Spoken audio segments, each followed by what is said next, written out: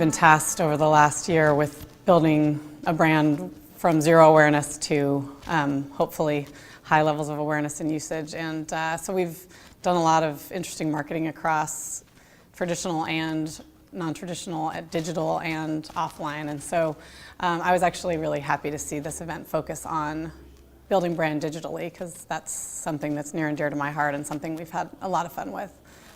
As I thought about the story that we had to tell here, I had a good time just thinking through what have been the most interesting ways that we've built our brand digitally.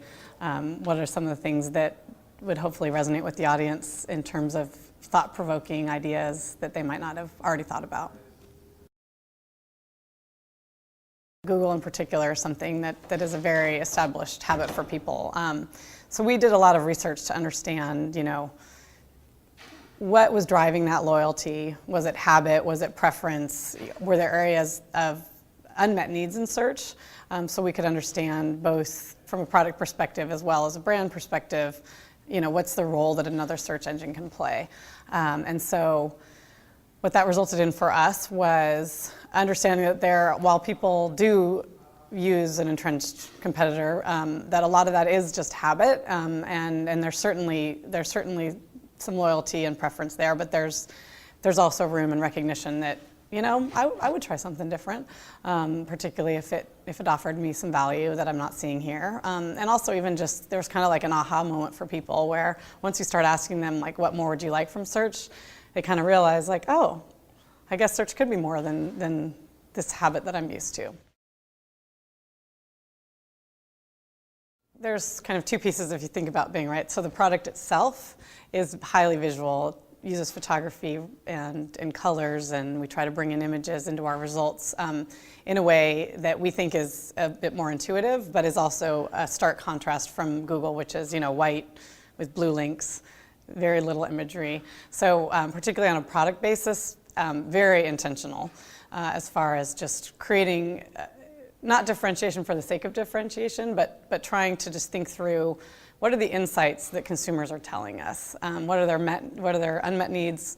What are the things that they might not be aware of? And so visual differentiation and organization of our results was one big area, but the homepage imagery came from more of a place of an emotional connection, which is, when people go to search, they're often in a very explicit mindset to find something. But that's often in a sort of exploratory state of mind. And so how can we tap into that? And so part of that for us has been through the homepage. We have little hot spots with kind of like little trivia facts. And it's been one of the things that has resonated the most with consumers as they really enjoy that. They look forward to that. In the campaign itself, we did go with this black kind of brand in the campaign. I think in a lot of ways we were trying to be just unique with our brand, and that meant not necessarily using the Microsoft blue. It was really establishing our own identity. I think it sort of happened to be black versus white, but that wasn't necessarily where it came from. In terms of taking risks, I think we've done a few things. So I think we invested enough in sort of known wins that we were able to sort of from the get-go understand that there was a percentage of our budget that we were just going to be comfortable with trying different things.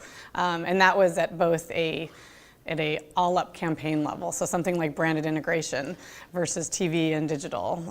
In a way, all of brand integration was one giant test, but then also within online, within offline, having some discrete funds that we felt comfortable enough meeting our goals without those funds that we could just play with that money. So I think that's probably my biggest piece of advice, is if you can just explicitly plan for innovation and testing and not be dependent on that and just be able to just have kind of some free space to work with. I think that's kind of number one. On the measurement side, there's a lot of really cool marketing ideas out there, but without an understanding of how to think about them, and also apples to apples basis to other pieces of your campaign, I think it's just hard over time to get continued funding for those. So measurement has been a very kind of lockstep piece of the plan for us. And Compete has absolutely been a big role, or has played a big role in that for us. So Compete helps us both, managing our all-up market share, but in terms of innovation, we have a proprietary, I guess, panel through Compete that allows us to look at pre and post behaviors of these different campaigns and things that we try. And it very much helps us understand, particularly for things that are less measurable, the impact that those discrete activities had. To me, I think it comes down to being authentic. So I think Jeff raised some great points just about making sure that you think about the heart of who you are and not stray too far from that. And I think that's very important in terms of your product offerings, but that you can also bring that to life in your brand. So if you think about your brand voice and what that means and how to connect with your audience, doing that in a way that ideally is first and foremost authentic, but building on top of that does drive either some emotional connection, or I talked in my session about just building relevance and value.